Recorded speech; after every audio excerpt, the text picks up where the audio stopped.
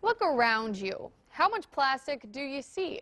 It seems like it's impossible to avoid, but there are ways to reduce not only plastic, but all trash. Bailey Warfield shows us how an Esco woman is setting an example and teaching all of us about going garbage free. Heading to the grocery store with April Hepikoski. And these are for the bulk section. Requires not just making a list, I wanted to get taco seasoning. but some advanced planning to buy what she needs without everything it's wrapped in. Our culture isn't set up for buying things without packaging. So it's a challenge. And I'm still sometimes eating things that have plastic packaging if I can't find it. But April does her best to live zero waste, and she's getting close. So I create about a mason jar of trash for 1 month. All of her garbage for a month of eating, working, and living can fit right here. There's a lot of produce stickers from the fruits. It's hard to get away from those. But peels and other leftovers she sends back to the earth. Food waste is a really big problem. April gives food scraps to her chickens and composts the rest.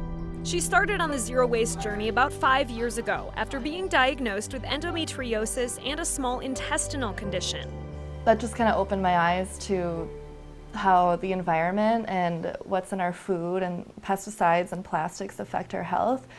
When the chemicals found in plastics are in contact with food, they can cause hormonal imbalance and other health issues for her. Just started getting rid of all of the plastic Tupperware and even like the plastic packaging I was trying to get rid of. But what really sold her on going garbage free was a trip to the beach. When I was down at Park Point and I was gonna go there to go swimming, and instead I got there and the beach and the water were covered in plastic.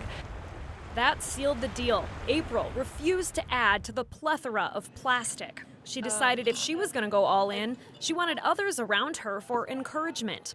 So she started the Zero Waste Duluth Facebook page, which now has more than 600 followers. A lot of people have already adapted these things into their life, and they didn't really realize, like, oh, this is kind of more zero waste. Things like opting for electronic statements rather than paper bills, and bringing those reusable bags to the grocery store.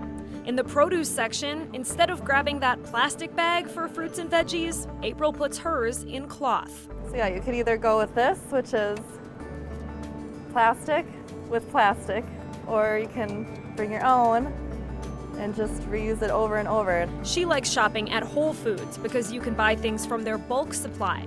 Here is where I get peanut butter. While many of us would head for that pre-filled plastic jar on the shelf, so you just weigh your jar. It's 0.68. April gets the fresh stuff in her own glass jar. Yeah, peanut butter. She does the same with laundry detergent and shampoo and soap. With other things, April has to get creative. She had a hard time finding gluten-free bread. Hello! Until she met Betsy, who delivers homemade bread in pillowcases. All right, now she can reuse it. Yay! Thank you. And then takes a clean one back for the next loaf. Living this way means shopping local over ordering online. I'd much rather support somebody small. All those efforts add up to very little waste, that one small jar. April says it makes her feel accomplished, yet she is not done. I think that I do have more growing to do, though, because there's things in here that I don't have to be in here. So she'll keep reducing her own environmental footprint, but hopes going garbage-free goes even further. Individual changes are really good, but we need a systemic change as well. From grocery stores to governments, April envisions a future where we all go garbage-free. With photojournalist Ben Harper, I'm Bailey Warfield for WDIO News. So hopefully I think they'll be fine till summertime, and I'll just put them in the garden, and they'll probably produce a lot then. Right now